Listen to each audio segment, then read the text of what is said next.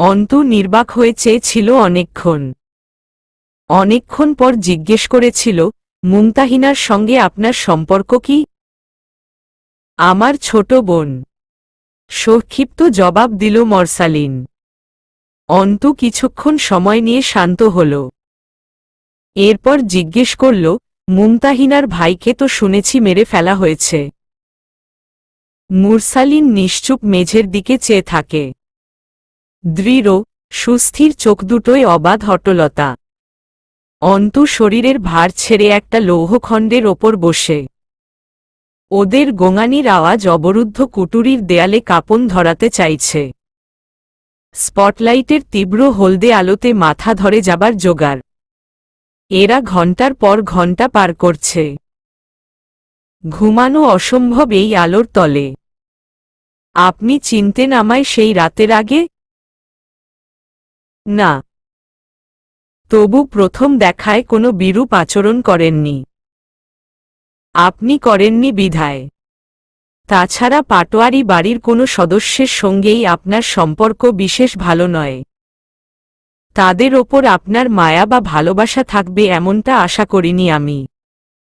আর দুঃখিত আমি, সেদিন কিছুটা ছলনার আশ্রয় নিয়েছিলাম। এবং সেক্ষেত্রে দু একবার তুমি সম্বোধন করেছিলাম আপনাকে বিভ্রান্ত করার জন্য। অন্তু ভাবে, লোকটা কে? ভেতরের খবর জানে বেশ। অন্তুর চোখে মানুষ চেনার বিশেষ ক্ষমতা আছে তো অল্প স্বল্প। সে চট করে মানুষ বিচার করে ফেলতে পারে, শুধু পারে না অভিব্যক্তি লুকোতে। তৎক্ষণাৎ প্রতিক্রিয়া দেখানোর নির্বোধ স্বভাবটা খুব দৃষ্টিকটুই বটে। মানুষের অভিব্যক্তি ও চোখের দৃষ্টি কথা বলে। সেই কথা বোঝে সে। সেদিন তার হাতে অস্ত্র ছিল। তবু অজ্ঞাত পুরুষটিকে সে আঘাত করেনি। সেই নির্দেশ তার মস্তিষ্ক তাকে দেয়নি। ভরসা অথবা এরকম দ্বিধা সে আজ অবধি 3টে পুরুষে করতে পেরেছে সে। আব্বু, আগন্তুক আরো তৃতীয়জনের কথা ভাবতে সংকোচে কুঁচকে এলো ভেতরটা। জয় আমির। অপ্রিয় এক অন্যতম ঘৃণ্য ব্যক্তিত্ব। তাকে সে ভরসা করে নাকি আশা রাখে, সেটা জানা নেই। প্রথম দুজন তার ভরসার মান পুরোদমে রেখেছে। তাদের দ্বারা এ অবধি ক্ষতিগ্রস্ত হয়নি সে। অথচ তৃতীয়জনের পাপপুণ্যের তুল্যরাশি অসংজ্ঞায়িত। পরিমাপ করলে পাপ এবং ক্ষতির পরিমাণ বেশি হবে প্রথম চালেই। আপনারা হামলা করেছিলেন বিয়ের গাড়িতে? জবাব দিল না মুরসালিন। অন্তু বুঝল, ঘটনা সত্যি। জয়ের সাথে সাথে অন্তুর ভেতরে স্বল্পভাষী এই পুরুষটাকে নিয়েও কিছু কৌতূহল জন্মে গেল। লোহার গেইটের ওদিক থেকে ধাতব আওয়াজ ভেসে আসছিল। মুরসালিন সতর্ক করল, আপনি ভেতরে যান। নিজেকে বিপদে ফেলবেন না এখানে আসার খাতিরে। আপনার কোনো সাহায্যের প্রয়োজন নেই আমাদের। আল্লাহ পাক সহায় হলে আমরা যেভাবেই হোক দিন কাটিয়ে নেব। আপনি আর আসবেন না এখানে। কথাগুলো মুরসালিন সম্পূর্ণটা ঢালাই মেঝের দিকে দৃষ্টি অবনত করে বলেছিল। একবারও অন্তুর দিকে ফিরে তাকায়নি। অথচ দৃঢ় কণ্ঠস্বরের একরাশ আত্মবিশ্বাস ঠিকরে পড়ছিল তার কণ্ঠস্বর থেকে। চেহারাটা মুরসালিনের আরবীয়দের মতো অনেকটা। সবুজাব চোখের মণি, কালচে বাদামি চাপদারিতে সুপুরুষ বটে। আবারও বলল মুরসালিন, ওরা ভেতরে আসবে এখনই। আপনি বেরিয়ে যান। থাকবেন না এখানে। অন্তু খেয়াল করল, মুরসালিনের বাঁ হাতের কনুইয়ের কাছে তসতসে ক্ষত। পুরো শরীরটা বিধ্বস্ত। চোখে ক্লান্তিকাতরতা আছে, তবে উদ্বেগ নেই। মুরসালিন আব্দুল আহাদকে বলল, তুমি এগিয়ে যাও উনার সঙ্গে। সিঁড়িঘর পর্যন্ত পৌঁছে দিয়ে আসবে। একা ফিরতে পারবে তো অন্ধকারে? জি ভাই, পারব। আপা, আসেন আমার সাথে। অন্তুর কানে তখনও ওদের ভোঁতা গোঙানি লেগেছিল। যন্ত্রণায় ছটফট করছে ওরা। তুলির ঘরের সামনে দিয়ে ফেরার সময় দেখতে পেল তুলি কোয়েলের মাথায় পানি ঢালছে। অনেকক্ষণ সেখানে বসেছিল অন্তু। জ্বরে গা পুড়ছে ছোট্ট মেয়েটার। তরুরও জ্বর, অথচ মেয়েটা অতিরিক্ত চাপা স্বভাবের। অন্তু শিয়েরে বসে অনেকক্ষণ ধরে কপাল টিপে দিল তরুর। মাথায় পানি দিতে চাইলে রাজি হল না। অন্তুর নিজের রুম থেকে একটা ওষুধ নিয়ে গিয়ে খাইয়ে দিয়ে এলো। রাতে ফিরে খাবার খেয়ে হামজা বড় ঘরে এবং জয় রুমে এলো। অন্তু তখন বিছানা ঝাড়ছিল। জয়ের শরীরে ঠান্ডার প্রকোপ নিয়ে লম্বা একটা গোসলে গেল। গায়ে পানি ঢালছিল আর গান গাইছিল গলা ছেড়ে। কেমন আছেন বেয়ান সাব? বুকে বড় জ্বালা। কিসের জ্বালা বেয়ান সাব? নয়া প্রেমের জ্বালা। এই জ্বালাতে মরে নাই কোনো শালিশালা। গোসল করে এসে বলল, ঘরোয়ালি, খাবার রুমে আনো। অন্তু চুপচাপ আনল। জয় বেহায়ার মতো আবদার করে, খাইয়ে দাও। অন্তু বেশ নরম সুরে বলল, আপনি খেয়ে নিন, আমি পড়তে বসব। জয় আস্তে করে বলে, হাত কাটা। অন্তু দেখল জয়েল হাতে ব্যান্ডেজ জড়ানো। আশ্চর্য লাগে তার। একটা মানুষ মাসে কবার আহত হয়? অন্তু ধারণা করল মুরসালিনের কপালটা বোধহয় জয় ফাটিয়েছে। বিয়ের দিন আঘাত পেয়ে কপালের পাশে বিশাল জখম হয়েছিল, তার শোধ। অন্তু খাওয়াতে বসল প্রথমবার। জয় তাকিয়েছিল। এক পর্যায়ে বলল, পাখির আহার করাচ্ছ শালি? তোমার হাতের 4 বারের খাবার আমি একবার মুখে ঢুকাই। অন্তু হেসে ফেলল। জয় অবাক হয়ে চেয়ে থাকে, হাসছ তুমি? তুমি? অন্তু বড় এক লোকমা তুলে দিল জয়ের গালে। তারপর কত শান্ত আর বয়স্ক মেয়ের মতো বলল, আপনি আমায় হাসতে দেখেননি না? দেখার কথাও নয়। সামনে এলেই পশুর মতো আচরণ নিয়ে এসেছেন। তখন হাসি পাবার নয়। আমি মেজাজ খারাপ নিয়ে হাসতে পারার মতো ভারী বুদ্ধিমতী নই। আজ কি ভালো আচরণ করতেছি? সে গেছে। মনোযোগ পুরোটা তার ভাতের প্লেটে। জয় অপলক অন্তুকে দেখল শুধু। প্রকাশ্যে ঠিক যেমন নিখুঁত অবহেলা, নীরবেও অন্তুর অবহেলা তেমনি নিখুঁত। টের পাওয়া যায় কিন্তু অভিযোগ করা যায় না। তবু আগে কখনো এত শান্তিপূর্ণ মুহূর্ত আসেনি তাদের মাঝে। অন্তুকে সে অন্তত প্রথমবার হাসতে দেখল আজ। মলিন হাসি, তবু দেখতে সুন্দর। আমার মনে হয় তুমি জন্মেছিলেই গোমরামুখ হয়ে। না তো। তাই নাকি? তাই। জয় মাথা দোলায় দুদিকে, উহু। অন্তু মৃদু বিরোধ জানায়, হাসতে ভুলেছি কিছুকাল হল। তার আগে ক্ষেত্রবিশেষ খুব চঞ্চল আর সরল মেয়ে ছিলাম। এটা স্বীকার করছি, আমি বরাবরই একটু মারাত্মক করা। অন্তু হাসল মৃদু। দুপাশে মাথা নাড়ল। আমি মায়া করতে, প্রতিদান দিতে, সম্পর্ক রক্ষা করতেও জানি, আমি অন্তর দিয়ে খুব তীব্র ভালোবাসতেও জানি। কলিজায় টান লাগলে খুব অসহায়ের মতো হাউমাউ করে কাঁদতে জানি, আবার আঘাতকারীকে এতটা জ্বালাতন দিতেও জানি যে লোকে তখন আমাকেই স্বার্থপর ভেবে বসবে। এটা বুঝবেন হয়তো পরে। যারা যেমন আচরণের যোগ্য আমি তাদের সামনে কেবল তেমন। শুধু একটু বোকা। বোকামিটা কি জানেন? হু। জয় খুব মনোযোগী শ্রোতা, সে পলকও ফেলছে না। অন্তু তাকায় না তার দিকে। নিচের দিকে তাকিয়ে প্লেটে হাত নাড়াচাড়া করতে করতে কথা বলছে। নিজের ভেতরের আক্রোশগুলো লুকিয়ে বুদ্ধিমানদের মতো মিথ্যা তোষামোদ করতে পারি না। তেল মেরে মন জয় করতে জানি না। আমার ওপর আঘাত এলে তা সহ্য করে চুপ থাকতে পারি না। তাতে করে শত্রুর সংখ্যা বয়সের তুলনায় কয়েক গুণ বেশি হয়ে গেছে। স্টুপিড। জয় শুধু চেয়ে রইল। তাদের বন্ধনটা রণতরীর ন্যায় ভাসমান, জ্বলন্ত। আজ অন্তুকে অন্যরকম অদ্ভুত লাগল। এই দিন জয়ের প্রথমবার মনে হয়েছিল এই মেয়েটার কাছে তার পাপ সীমা ছাড়িয়েছে। বুকে এক প্রকার অস্থিরতা ডানা ঝাপটেছিল প্রথমবার জয়ের। অন্তুর সুকরুণ ভাষাগুলো তাকে উপলব্ধি করিয়েছিল সে কারো আসামি। প্রথমবার এমনটা হল। সরল ছিলে না কোনোদিনই। প্রচুর অহংকার তোমার ভেতরে। না, ওগুলো আমার নির্বুদ্ধিতা।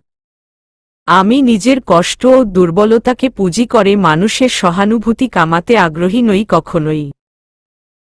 ব্যক্তিগত দুঃখকে মুখে করে ঘুরে নিজেকে অসহায় দেখাতে পারি না। তাই আমার মিছেমিছি কাঠিন্য আর অসভ্যতাই সবসময় নজরে আসে।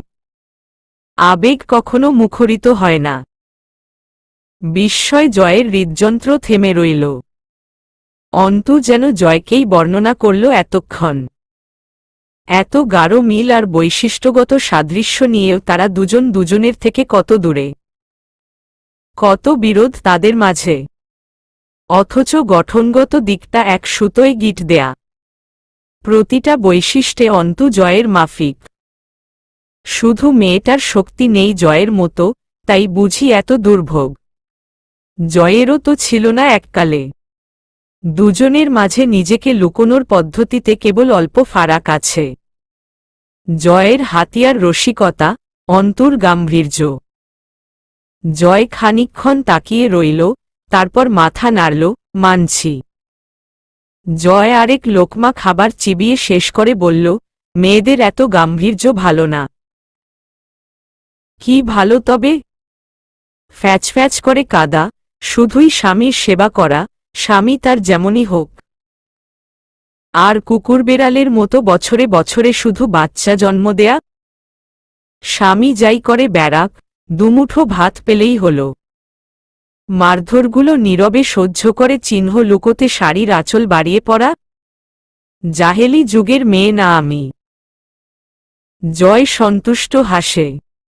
একসময় হাসিটা প্রসারিত হতে হতে সুবিশাল হয়ে ওঠে। আস্তে করে উচ্চারণ করে, অস্থির চিন্তা দ্বারা, মাইরি। ড্যাম ড্যাম। শব্দ করে হেসে ফেলল, ঘরোয়ালি, তুমি মাল্টিপুল পার্সোনালিটিতে চলে গেছ। নিজের এক সত্তা তোমাকে ধিক্কার দিলে আরেক সত্তা তার প্রতিবাদ করে। নিজের সাথে খুব তর্ক হয়, তাই না? এটা খারাপ না বটে। আপনারও আছে রোগটা। তুমি কি করে জানলে? মুখ ফসকে বলে ফেলল জয় অবাক হয়ে। অন্তু হাসল, আপনার এক সত্তা বলে, আপনি পাপ করেছেন, যা করছেন তা ঠিক নয়। আরেক সত্তা তার বিরোধিতা করে পয়েন্ট কাটিয়ে দেয়। যেটাকে আপনি বলেন, জয় আমির কখনোই নিজের কর্ম নিয়ে আফসোস করে না। জয় বাকরুদ্ধ হয়ে চেয়ে রইল। অন্তু নিজে থেকেই আলতো হাসে, আমার 90% পড়া ও আত্মস্থ করা বই আপনি, জয় আমির। এতগুলো দিন শুধু বোকামিই করিনি, কিছু ন্যাকামিও করেছি। যেটাকে হিপোক্রাইসি বলা হয়। চোখ মারল অন্তু, তার বদলে অবশ্য স্থায়ী বিনিময় শোধ করেছি কিছু। জয় আবোলতাবোল বলল যেন, আমার মনে হয় তুমি আমার প্রেমে পড়ে যাচ্ছ, ঘরোয়ালি। না বাসলেও, ভালোবাসবে, একটু দিন গেলে। অন্তু গভীর চোখে চেয়ে মসৃণ, স্মিত হাসল, সূর্য পশ্চিমে উদিত হয়ে পূর্বে অস্তমিত হতেই পারে। জয় হো হো করে হেসে ফেলল, হতেই পারে। তাহলে তো হলই। সূত্রানুযায়ী আমিও আপনাকে ভালোবাসতেই পারি। জয়ের হাসি ঠোঁটেই রইল, শুধু সেটার জ্যোতি নিভে অন্ধকার হয়ে এলো হাসিটা। অন্তু খাবার এগিয়ে নিয়ে গেলে জয় মানা করল, আর খাব না। আর কিছুটা আছে। নিন। খেতে ইচ্ছে করছে না আর। জোর করো না, ঘরোয়ালি। সে উদাস পায়ে উঠে দাঁড়ায়। সিগারেট ধরিয়ে ধোঁয়া গিলতে থাকে। অন্তু প্লেট রেখে এক গ্লাস পানি এনে ধরিয়ে দেয়। জয় আনমনে ছিল, চমকে উঠে গ্লাস নেয়। জয় আচমকাই জিজ্ঞেস করে, আমায় অনেকেই ঘৃণা করে। কোনোদিন কারণ জিজ্ঞেস করিনি। তোমায় করছি। মুখে কিছু না বলে শুধুই মুচকি হাসল। সেখানে কত জবাব শব্দহীন পড়ে আছে। সেসব চেপে বসল, আমি কৃতজ্ঞ আপনার ওপর। ধন্যবাদ। জয় বিভ্রান্ত হল কিনা বোঝা গেল না। নারীর ছলনায় জয় আমিরের মতো পুরুষেরা কেমন প্রভাবিত হয় তা তার অভিব্যক্তিতে অন্তত ধরা গেল না। অন্তু বলল, কাল সকালে একটু ওই বাড়িতে যেতে চাইছি। কয়েক ঘন্টা থাকব। একটা ছেলেকে সঙ্গে দেবেন। একা যেতে ভয় লাগে। চারদিকে যা চলছে। এবার জয় অবাক অথবা সন্তুষ্ট হয়ে তাকায়। তার ওপর অন্তুর এই ভরসা ভীষণ দুর্লভ। পরক্ষণেই নিজেকে বকে উঠল। সকাল হতে হতে তুলির মেয়ের শরীর একেবারে নেতিয়ে পড়ল জ্বরের তোপে। তরুকে নিয়ে যেতে চাওয়া হল। অথচ চাপা স্বভাবের মেয়েটা সকাল সকাল উঠে কাজবাজ করা শুরু করেছে। সে যাবে না। প্যারাসিটামল খেয়ে সে নাকি খুব চাঙ্গা বোধ করছে। তুলি রিমিকে সাথে নিয়ে মেয়েকে ডাক্তার দেখানোর উদ্দেশ্যে বেরিয়ে পড়ল। হামজা সঙ্গে দুজন ছেলেকে পাঠাল। তারা দূরে দূরে থাকবে, লক্ষ্য রাখবে ওদের। পৌরসভায় নতুন বাজেট বরাদ্দের কাজ চলছে। হামজা ওদিকেও বেশ ব্যস্ত। সকালে তাকে কার্যালয়ে চলে যেতে হল। জয় তখনও ঘুমাচ্ছে। খানিক পর উঠে সেও কোথায় বেরিয়ে পড়বে। পলাশের খোঁজ পেয়েছে। পলাশ নাকি চেষ্টা করছে জয়ের নামে থানায় চাপা পড়ে থাকা পুরনো অভিযোগের ফাইল তাজা করতে। অন্তু তৈরি হয়ে বেরিয়ে পড়ল। রোদের ভেজে মুখটা ঘেমে লাল হয়ে ওঠে। অথচ ঠোঁটে স্মিত হাসি। জয় আমিরের চোখের বিভ্রান্তি এত শান্তিদায়ক। এমোজি। ব্যবচ্ছেদ। অফ হোয়াইট রঙা দেয়ালের ডানপাশে একটি বর্ষপঞ্জিকা ঝুলছে। পাতাটা আগের মাসের। আজ সবে মাস বদলেছে। পঞ্জিকার পাতা উল্টানো হয়নি। সালটা ঠিক আছে, 2018 খ্রিস্টাব্দ। মাহেজাবিন স্থির দৃষ্টিতে চেয়ে ধীর পায়ে উঠে গিয়ে পাতাটা উল্টে দিল পঞ্জিকার। গতপরশু জুন মাসের 29 তারিখ জয় আমিরের 31তম জন্মদিন ছিল। আজ জুলাইয়ের 01 তারিখ যাচ্ছে। বিকেল হয়ে আসছে। জানালা বাইরে তাকিয়ে দেখলেন মিস ক্যাথারিন। মাহেজাবিন কাহিনীর মাঝে চট করে থেমেছে, এরপর উঠে গেছে পঞ্জিকা ঠিক করতে। এই মেয়েটা এত অদ্ভুত চলনের। বুঝতে পারেন না তিনি। মাহেজাবিন ফিরে এসে সোফাতে বসল ফের। তিনি খুবই বিরক্ত হলেন। ভ্রু কুঁচকে তাকালেন সম্মুখে বসে থাকা 26 বর্ষীয়া নারীটির পানে। অতি হালকা এক ধরনের নীল রং, যেটাকে বলা হয় ক্যাডেট ব্লু কালার। সেই রঙা খাদি কাপড়ের শাড়ি পরনে। বাহাতে জোড়া স্বর্ণের চুড়ি। গলায় চিকন সোনালি চেইন। কুকরানো লম্বা চুলগুলো ঘাড়ের ওপর হাতে খোপা করা। কোনো প্রসাধনী নেই, তবু যেন কোনো অভিজাত কুমারিকা। কাজের চাপে নিজের বিশেষ যত্ন ছাড়াও এত অলঙ্কারহীন ঐতিহ্য আর গাম্ভীর্য।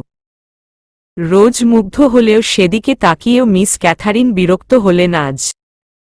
মাহেজাবিন চেয়ে আছে জানলার বাহিরে। শাড়ির বিশাল আঁচলটা বিছিয়ে আছে মেঝেতে। পা দুটো মেলে দেবার মতো বসে আছে। সোফার হাতলে হাত মেলে রেখেছে। রাজ্যের ভাবুকতা কাজলহীন চোখ দুটোয়।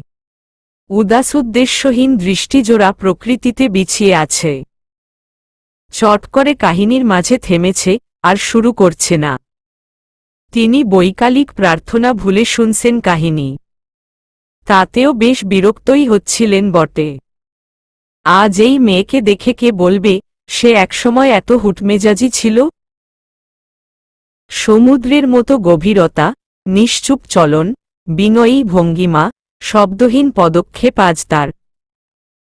সেসব কি পূর্বের সেই হুটহাট ক্ষেপে ওঠা অভিজ্ঞতারই প্রাপ্তি?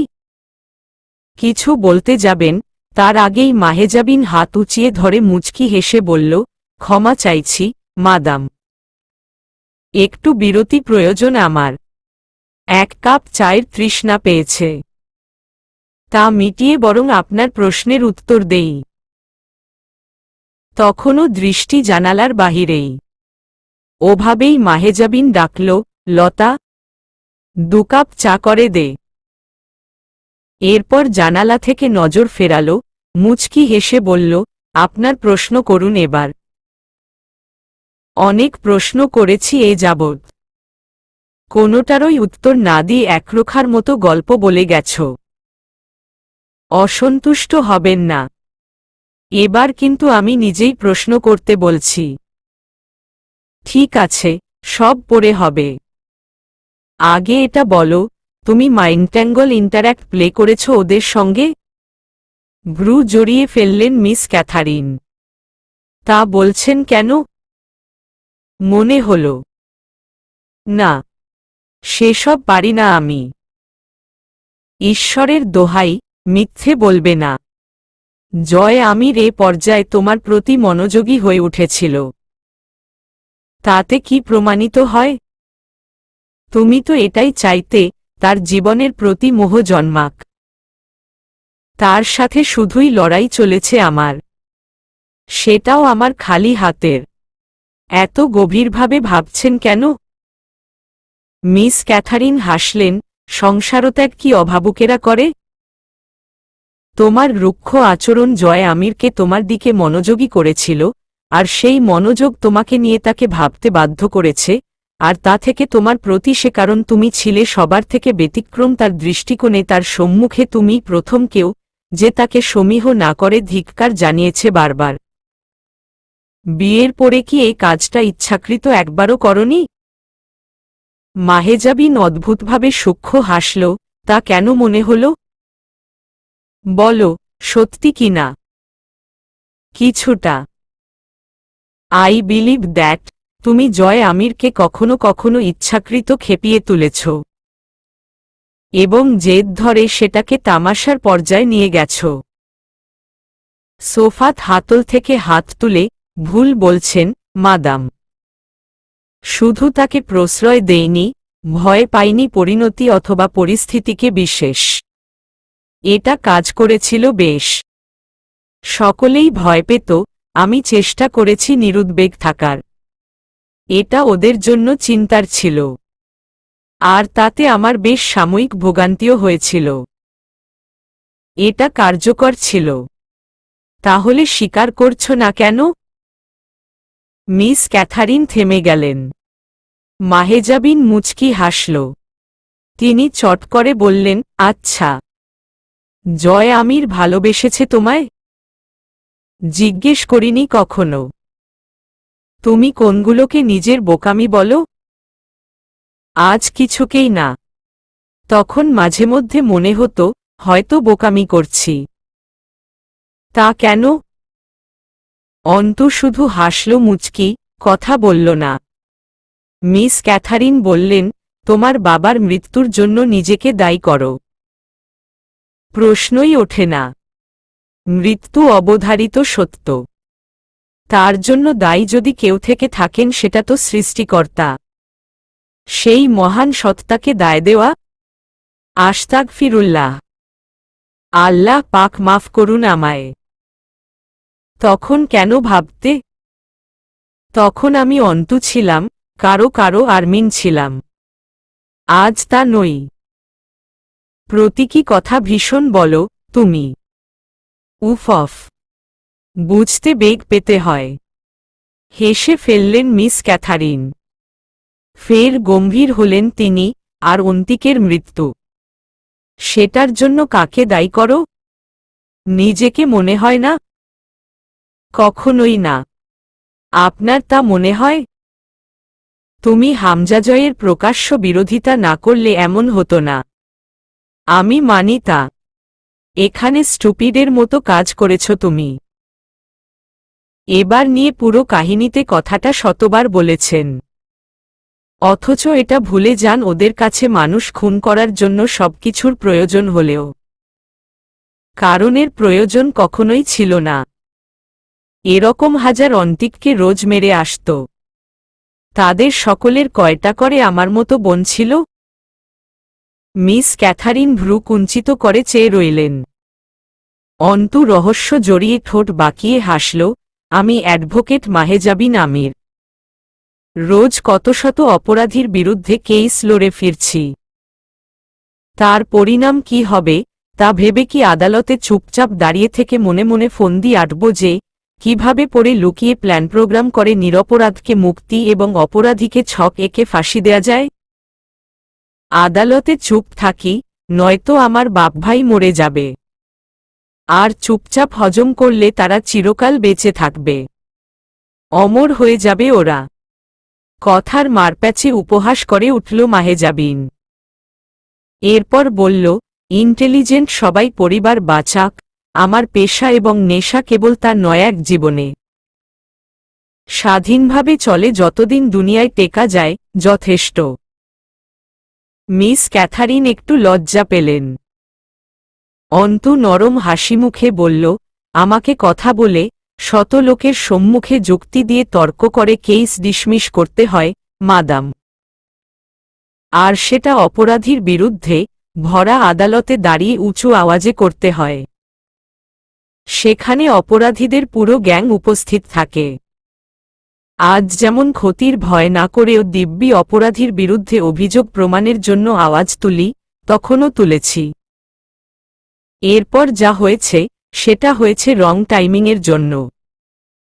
তখন যাই করতাম ধারাবাহিকভাবে হিতে বিপরীত, অর্থাৎ আমার খারাপই হতো। আজ তেমন হয় না, অন্তত তেমন খারাপ হয় না। হিরিক বোঝেন? ক্ষতিগ্রস্ত হবারও একটা হিরিক থাকে, যখন যার পালা তখন শুধু তারই। একে তকদিরও বলা যায়। কৌশল খাটাতে পারতে বুদ্ধিমানেরা নীরবে চাল চালে। তুমি বারবার ধরা পড়ে গেছ, কারণ তুমি সতর্ক ছিলে না। মাহজাবিন শাড়ির আঁচল তুলে হাতের কবজিতে রেখে শীতল হাসল। আমি কি ঢাকঢোল পেটাতাম? ক্ষেত্রটাই এমন ছিল যে সেখানে কোনো গোপনীয়তার সুযোগ ছিল না। ওরা ছিল মাত্রাতিরিক্ত চতুর। এখানে বসে যতটা সহজে সতর্কতার কথা বলছেন, আচ্ছা আমি যদি আপনাকে জিজ্ঞেস করি এখন যে আপনি ওখানে থাকলে আমি যা করেছি সেই সব বোকামি না করে তার বদলে আপনি কি কি কৌশল খাটাতে পারতেন? মিস ক্যাথারিন জবাব দিতে পারলেন না। চুপচাপ চেয়ে রইলেন অন্তুর দিকে। অন্তু সোফাতে হেলান দিয়ে চায়ের কাপে চুমুক দিল। মিস ক্যাথারিনকে ইশারা করল কাপ তুলে নিতে। কাপ নামিয়ে রেখে বলল, কৌশল খাটানোরও বিশেষ জায়গা থাকে মিস ক্যাথারিন। মিস ক্যাথারিন তাকালেন। মাহেজাবিন বলল, ধরুন আপনার সম্মুখে কাউকে খুন করা হচ্ছে। আপনি বাধা না দিয়ে মনে মনে বুদ্ধি আঁটছেন, কারণ আপনি বুদ্ধিমান, ঠান্ডা মাথার খুনি। কারণ আপনার ভয় এখন কথা বললে আমারও ক্ষতি হয়ে যেতে পারে। ততক্ষণে লোকটাকে মারা শেষ, ওটা আপনার বুদ্ধির লাভ। বাচ্চাগুলো না খেয়ে ছটফট করত, চাবি নেই আমার কাছে, আপনি কি কৌশল খাটাতেন? আমি কোনো মাফিয়া চক্র নই যে থাপ্পড়ের বদলা কঠিনভাবে নিতে সেখানে হেসে পড়ে তার প্রতিশোধ নিতে গভীর প্ল্যান বানাব। আমি চিরকাল সাধারণ মেয়ে, খুব নির্বোধ, আর সবসময় শান্ত থাকাটা মানব মস্তিষ্কও প্রেফার করে না। সেই উদ্দীপনার আধার। আপনার মাঝে সেন্স থাকলে তা তখনই সেন্সিটিভিটিতে জ্বলে উঠবে, এটাকে সেন্স রিফ্লেকশন বলে। যেমন আমার হতো। আমি চেয়েও জয়হামজা পলাশের সম্মুখে মিথ্যা তোষামত দেখাতে পারিনি। ভেতরের ঘৃণা ও সমগ্র পারিপার্শ্বিক পরিস্থিতি আমায় অত সুস্থভাবে ভাবার সুযোগ দেয়নি কখনো। ভেতরের আক্রোশ বেরিয়ে আসত ঝটপটিয়ে। অন্তিকে মৃত্যু? ওটা কি তোমার কারণে হয়নি? পুনরায় বললেন মিস ক্যাথারিন। মাহেজাবিন আবারও হাসল। শুধু জেনে রাখুন, না। তাছাড়া আমি মনে করি ওটা কর্মফল এবং কাকতালীয় পরিণতি। অন্তিকের মতো অন্তিকেরা রোজ হাজারটা পিষে যাচ্ছে হামজা পাটোয়ারির মতো রাজনৈতিকদের শুধু ইচ্ছাতে। তাদের সবার বোন আমি নই। লতা এসে পা ঝেড়ে দাঁড়াল। দিদিমণি, আর কিছু চাইবা না কইলাম। আমি সিনেমা দেখতেছি। এই নেও বিস্কুট।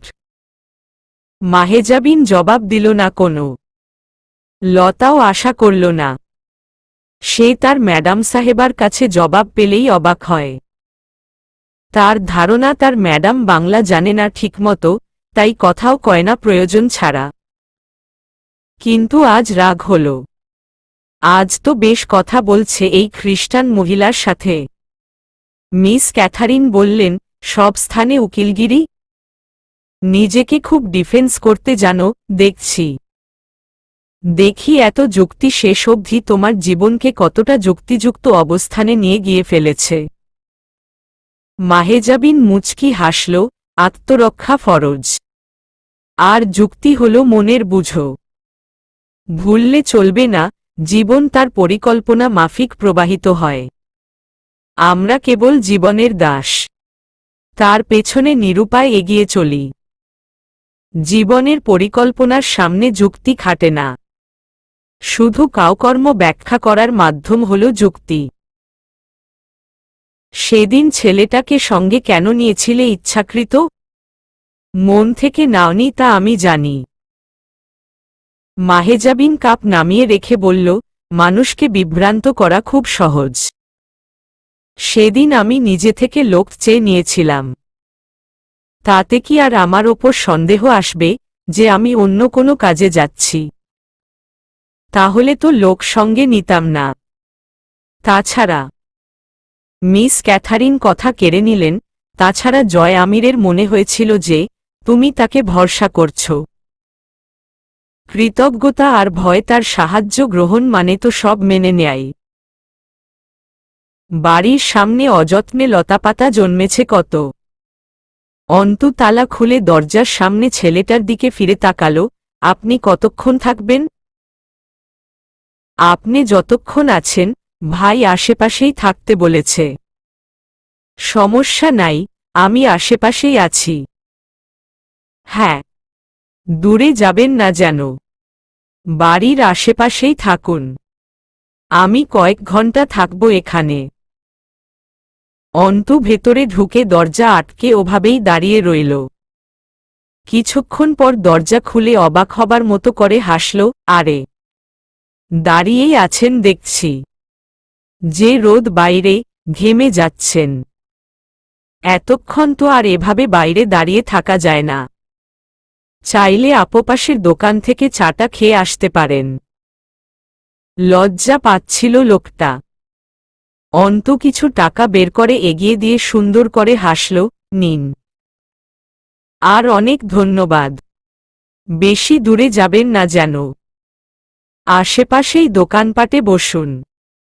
বাড়ির দিকেও খেয়াল রাখবেন। অন্তু জানে এসব লোক নেহাত বড় ভাইদের মন জয় করতে এসব কাজ করে।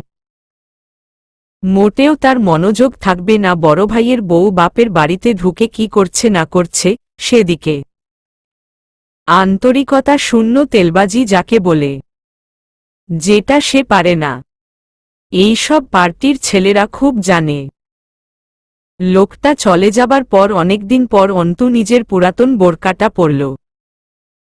গায়ে চড়ানোর সময় বুক আটকে আসছিল।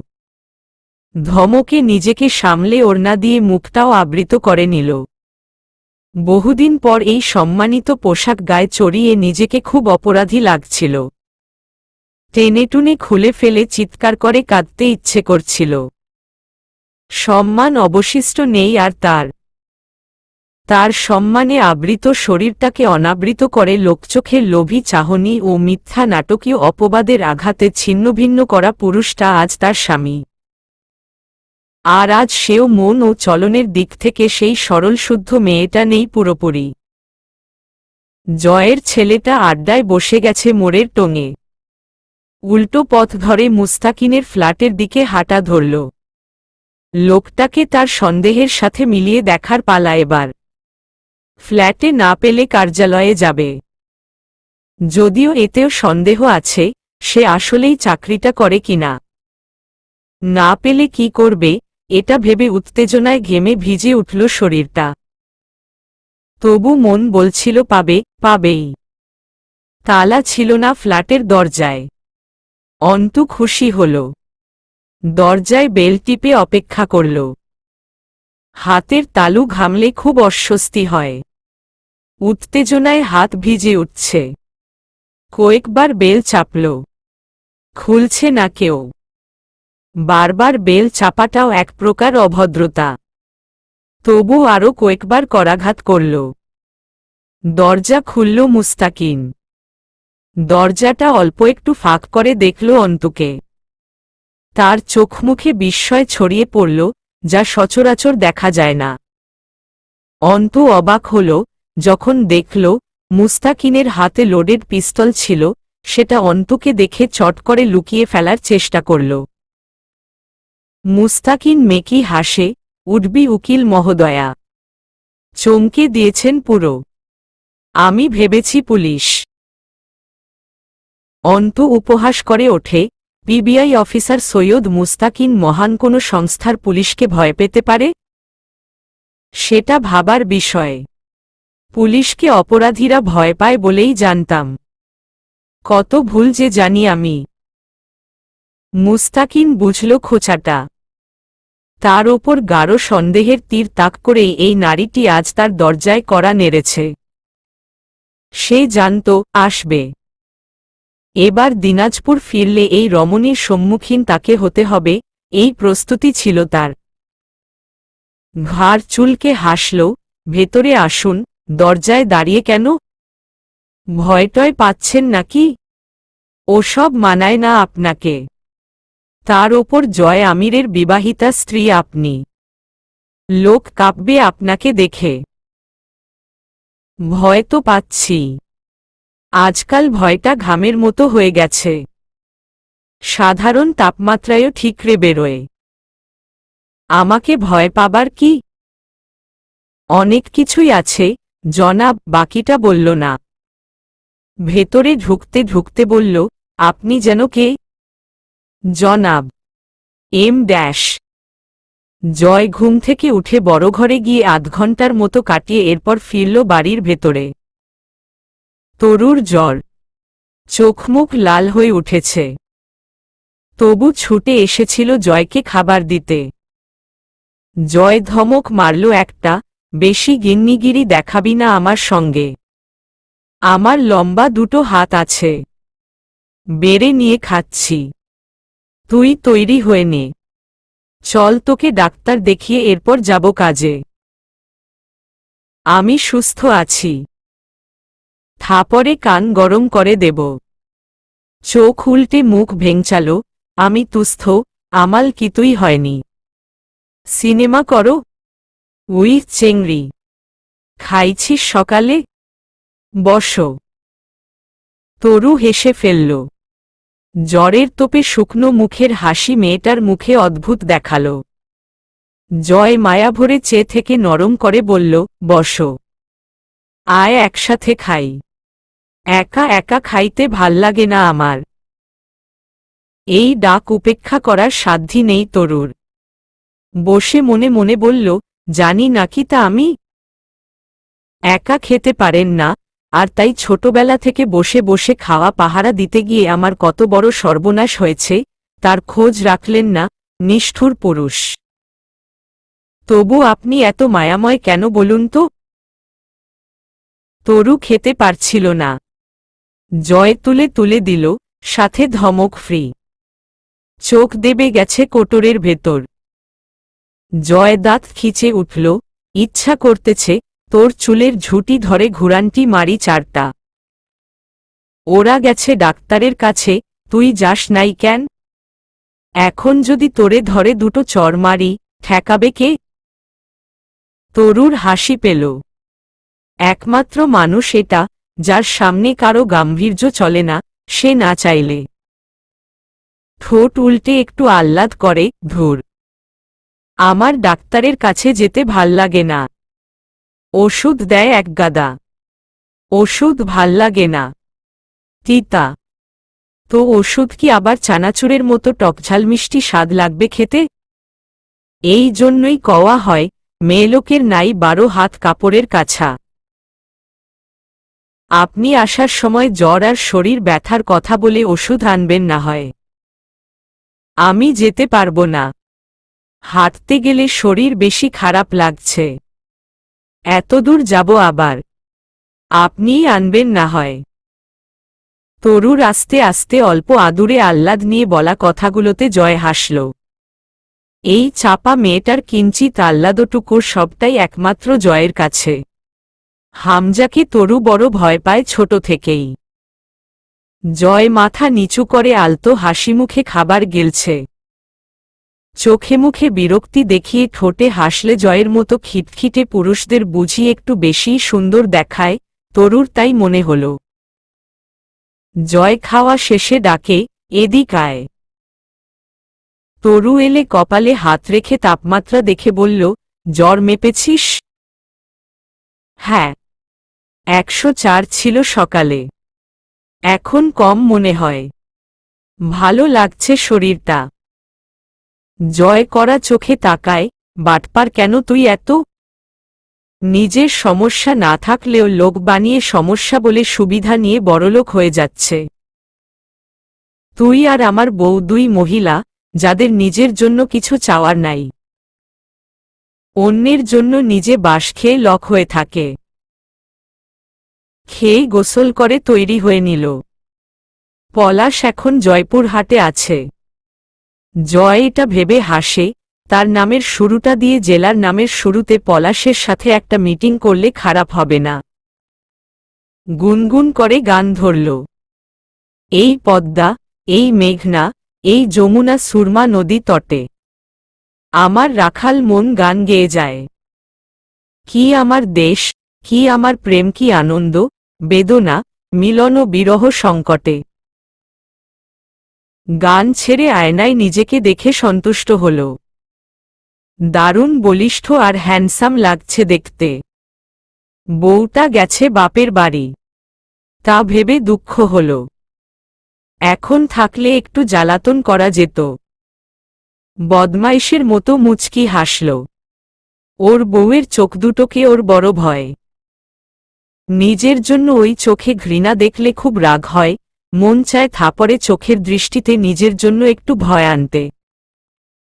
আর সবাই পায়, ঘরের বউ ভয় কেন পাবে না? এই দুঃখে, হতাশায় জোরে করে স্লোগান দিয়ে উঠল, জয় বাংলা, জয় বঙ্গবন্ধু। পরে ভাবল, আহারে, বঙ্গবন্ধুর বউটা তার বউ হলেও পারত। তার বউয়ের মতো এমন করা ছিল না হয়তো।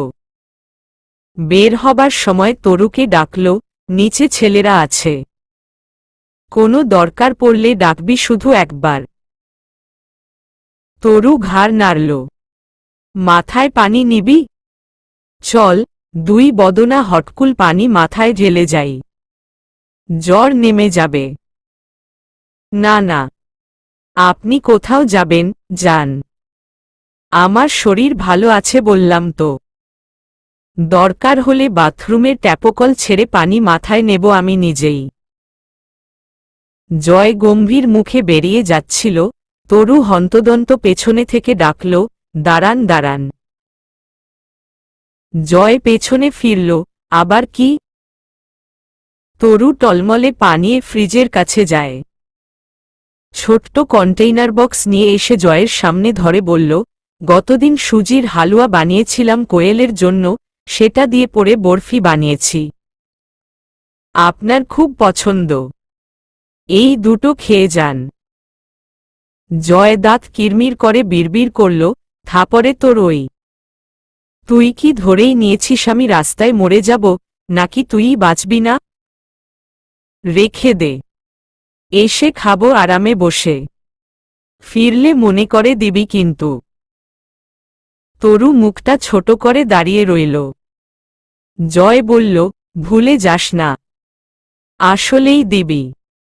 ফ্রিজে রাখো এখন। আমি কাউকে দিয়ে প্রাথমিক ওষুধ পাঠাচ্ছি। ফেরার পথে ডাক্তারের সাথে কথা বলে ওষুধ আনব। সাবধানে থাকিস। বেহুশ হয়ে পড়েতে থাকার আগে গলা দিয়ে টুকটাক আওয়াজ বের করিস। জয় চলে গেলে তরু খাবারটা ফ্রিজে রেখে দিল। জয় ফিরলে বের করে দিতে হবে। জ্বর শরীরে নিয়ে সে গতদিন বরফি বানিয়েছে, লোকটার খুব পছন্দ সুজির বরফি। কবে ফিরেছেন দিনাজপুর? আন্দাজে ঢিল ছুড়ল অন্তু। ফ্ল্যাটের হাল দেখে বোঝা যাচ্ছে বহুদিন লোক ছিল না এখানে। মুস্তাকিন বিভ্রান্ত হল কিনা বোঝা গেল না। মুচকি হেসে বলল, নাশতা হিসেবে কি খেতে পছন্দ করবেন আমার হাতের? এক গ্লাস পানি এনে রাখুন। শুধু পানি? অন্তু আশপাশে চোখ ঘুরাতে ঘুরাতে শুধু মাথা নাড়ল মৃদু। মুস্তাকিন পানির সঙ্গে ট্রে ভর্তি কিছু শুকনো খাবার ও 2 কাপ অদক্ষ হাতে বানানো চা এনে রাখল। অন্তু একদৃষ্টে তাকিয়ে চোখের মনি ঘুরিয়ে লক্ষ্য করছিল মুস্তাকিনকে। কিছুক্ষণ কেউ কোনো কথা বলছিল না। মুস্তাকিন আজ খুব হাসফাস করছিল, যেটা তার মাঝে আগে দেখা যায়নি। বলল, কেন এলেন? কিছুই তো বলছেন না। কিছু নিচ্ছেনও না। আমাকে দেখতেই এসেছেন? হ্যাঁ। দুনিয়াতে দেখা ছাড়া আর কাজ কি বিশেষ? হেয়ালি বুঝি না, ম্যাডাম। আমিও বুঝতাম না। মুস্তাকিন তাকিয়ে রইল। অন্তু নিজের দৃষ্টি তীরের মতো মুস্তাকিনের চোখের মনির ওপর স্থির রেখে জিজ্ঞেস করল, কে আপনি? মুস্তাকিন চট করে হেসে ফেলল, আমি? চেনেন আপনি আমায়? পিবিআই অফিসার সৈয়দ মুস্তাকিন মহান। আপনি কে সেটা জিজ্ঞেস করেছি। কল্পকাহিনী খুব বেশি পছন্দ না আমার। আব্বু ছোটবেলা থেকে বাস্তব গল্প বেশি শোনাত। রূপকথার গল্প বিরক্ত লাগে আমার। কল্পকাহিনী? তাহলে বাস্তবটা আপনিই বলুন। সেটা আপনার কাছে জানব। শুধু এটুকু জানি, আপনার আপাত পরিচয়টা কল্পকাহিনীর অংশ। তা কি করে বলছেন? কথার লাইন কাটছেন আপনি। যেটুকু জিজ্ঞেস করেছি তার জবাব দিন। অবাক হবার ভান করল মুস্তাকিন, মাই গড!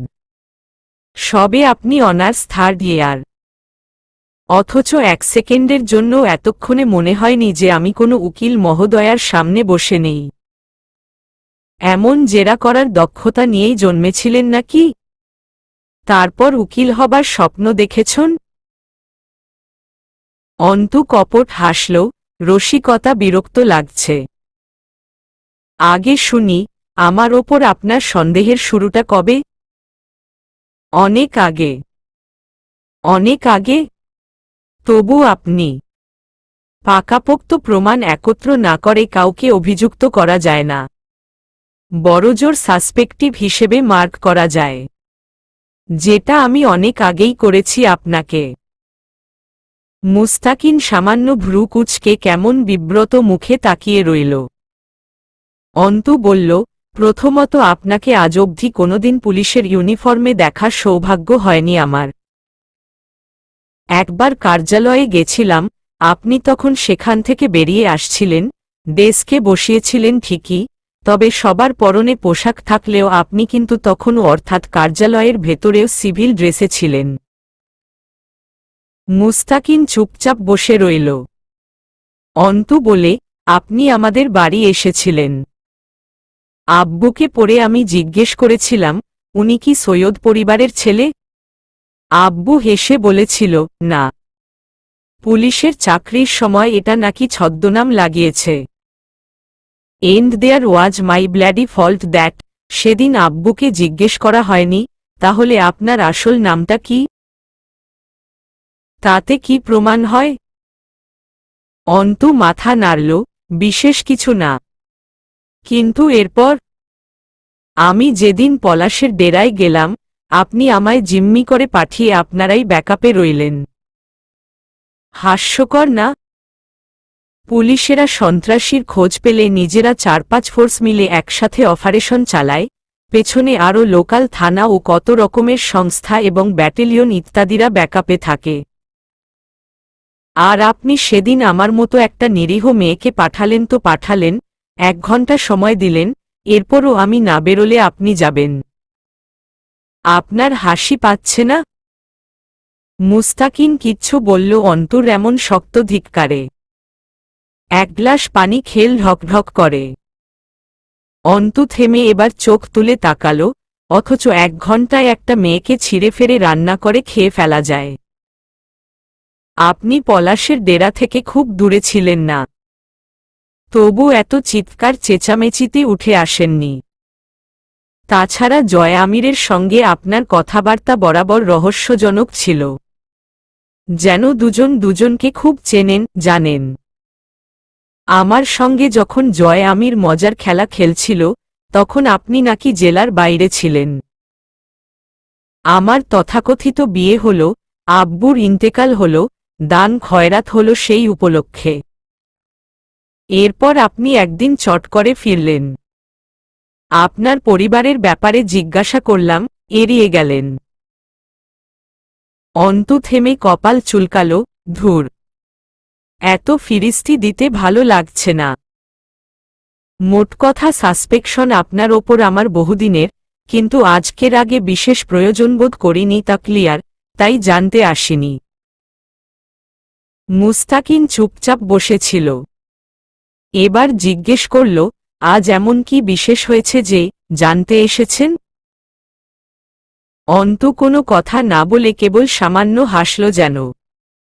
সৈয়দ মুরসালিন মহানের বোন সৈয়দ মুমতাহিনা মহান। কিন্তু আরেকটা কথা থেকে যায়, সেটা হলো মুমতাহিনার ভাইকে জয় আমির খুন করেছে। কিন্তু সেটা মুরসালিন নয়, কারণ মুরসালিন এখনো জীবিত। তাহলে মৃত ভাইটা কে? এটা ভাবতে গিয়ে অন্তু খুঁজে পেয়েছিল সৈয়দ মুস্তাকিন মহান নামটা। অথচ যখনই তার চেনাজানা সৈয়দ মুস্তাকিন মহানের মুখটা ভেসে উঠেছিল চোখের সামনে, বিষয়টা খাপে খাপ খায়নি।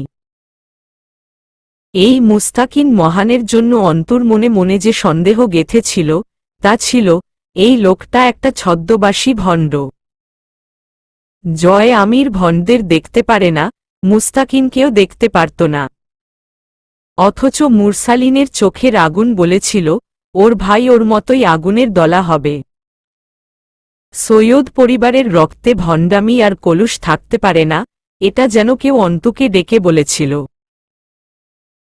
যে মুরসালিন বোনের সম্মান ও প্রাণহানির বদলায় হুমায়ুন পাটোয়ারির মতো জানোয়ারটাকে কমবেশি 70টা ছুরিকাঘাত করে মারতে পারে, তার সাথে অন্তুর চেনা মুস্তাকিন মহান মেলেনি মুরসালিনের ভাই হিসেবে। মুমতাহিনার আরেক ভাই এই মুস্তাকিন মহান হতে পারে না। এই হিসেবটা অন্তু সেদিন বড় ঘরে দাঁড়িয়ে মাত্র কয়েক সেকেন্ডে কষেছিল। এরপর বসে পড়েছিল লোহার বিমের ওপর। এই সব কিছুই চেপে শুধু জিজ্ঞেস করল, আপনি কে? মুস্তাকিন এতক্ষণে হাসল মৃদু, আমি? জি, আপনি। কে আপনি? আমি পরাগ আজগর। সরি, আমি জানি না জারজ বাপের নামের সারনেম জারজ সন্তান ব্যবহার করতে পারে কিনা। কারণ আমার নামটাকেই কখনো ব্যবহার করতে দেয়া হয়নি কোথাও, সারনেমের প্রশ্নই ওঠে না। স্কুলে আমার নাম পারভেজ দেয়া হয়েছিল। অন্তু ভ্রু কুচকাল, আপনি পলাশ আজগরের ভাই? পরাগ দুপাশে মাথা নাড়ে, আমি রূপকথা আজগরের সৎ ও জারজ ভাই। অর্থাৎ আপনার মা রূপকথার মা নয়? আমার মা সালমা বেগম, আপনাদের ভার্সিটির খণ্ডকালীন আয়া। রূপকথার মা রূপকথাকে ছোট রেখে বাপের বাড়ি চলে গেছিল। পরে অন্য ঘরে বিয়ে হয়েছে। অন্তু কপাল চেপে ধরে চুপ করে বসেছিল বেশ কিছুক্ষণ। পরাগ চায় চুমুক দিচ্ছিল শব্দ করে। অন্তু জিজ্ঞেস করল, সৈয়দ মুস্তাকিন মহানটা কে? আপনার পতিপরমেশ্বরকে জিজ্ঞেস করবেন, সে ভালো বলতে পারবে। সে কি জীবিত? তাকে জয় আমির নিজ হাতে খুন করেছে। শুধুই কি রাজনৈতিক রেষারেষি? এছাড়াও অন্য কিছু আছে, যা শুধু জয় আমিরই জানে হয়তো। আমি যেটুকু জানি, শুধুই ধান্দা পার্টনার হিসেবে। আপনার স্বামী মালটা ব্যাপক চাপা আর ঘাওড়া, সহজ জিনিস না।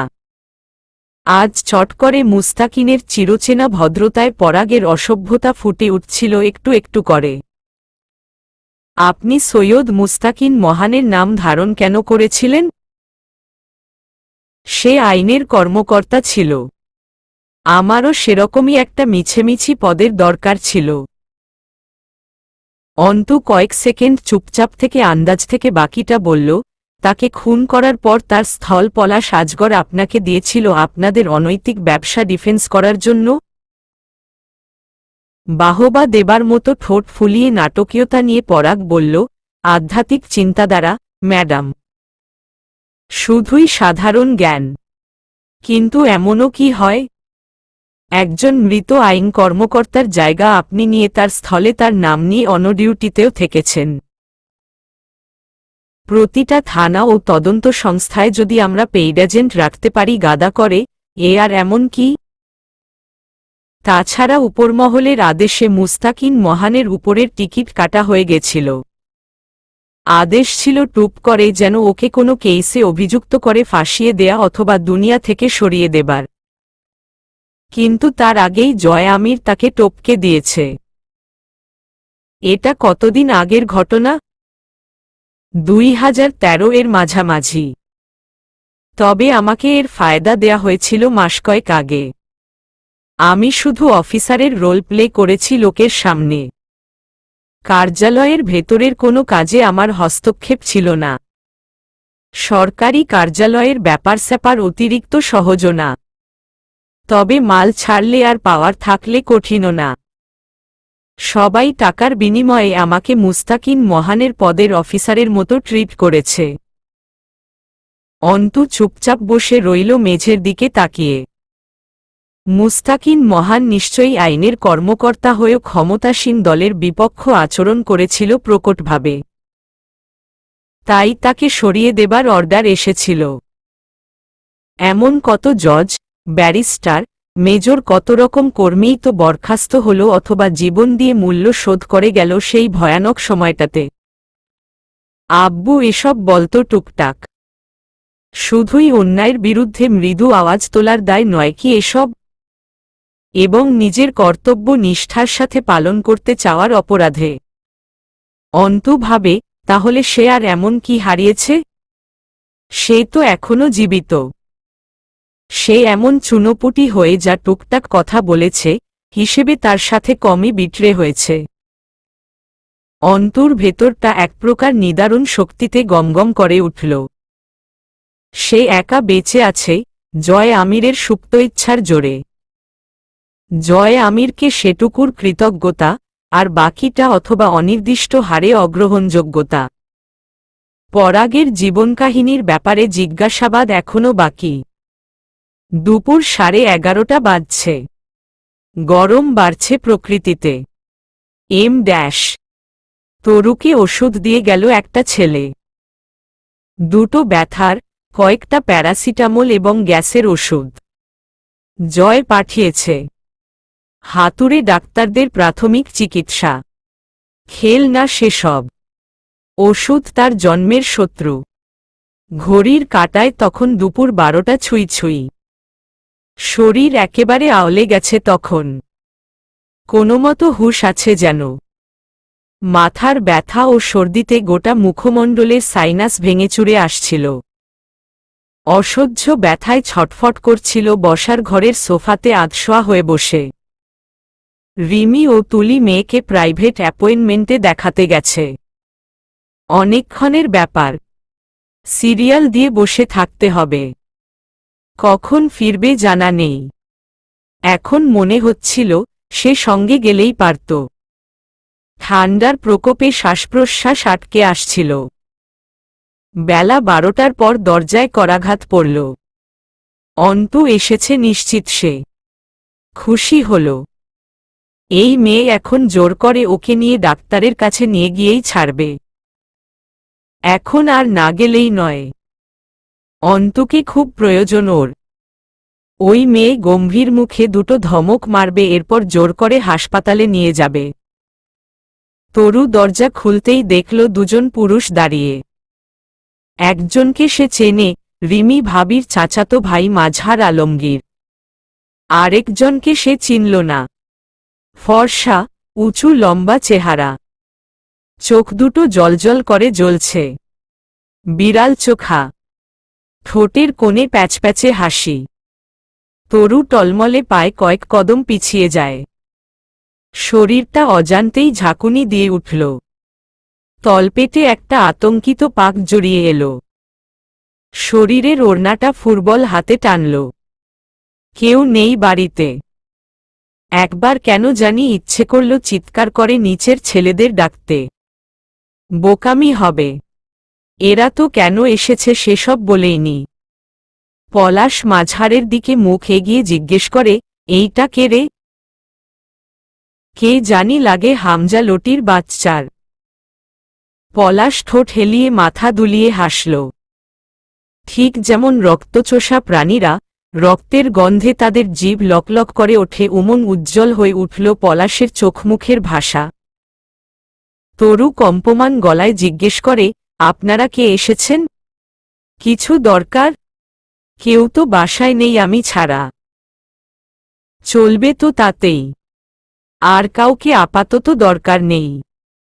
পলাশ ভেতরে ঢুকে পড়ল। মাঝহার হেসে উঠল। পলাশের বুট জুতোর গটগট আওয়াজে তরুর শরীরটা ঝাঁকি মেরে ওঠে। পুরুষটা এগিয়ে আসছে। কেমন এক ভঙ্গিমা! কাঁধ দুটো হেলিয়ে দুলিয়ে হাঁটছে। ঠোঁটের ওই হাসি নরকের দেবতার খেয়াল এনে দিচ্ছে। হৃদযন্ত্রের ধরাস আওয়াজে শরীরটা শেষ পর্যায়ের নিস্তেজ হয়ে এলো মেয়েটার। মাঝহার সে সময় দরজা আটকে দিল। মাথা টলছিল তরুর। ওর ক্ষমতা নেই দাঁড়িয়ে থাকার। অন্তুর মুখটা ভাসছিল খুব তখন। তার স্থলে অন্তু হলে এতক্ষণে নিশ্চিত দৌড়ে গিয়ে রান্নাঘর থেকে বটি নিয়ে এসে সামনে দাঁড়াত। মাথাটা চক্কর মেরে উঠছে, চোখ ঝাপসা হয়ে আসছে। পাটাল খেয়ে আসছিল তরুর। খানিক বাদে জোহরের আজান পড়বে। জয় কোথায়? সে এতক্ষণ রাস্তায় পলাশের খোঁজে। চলবে।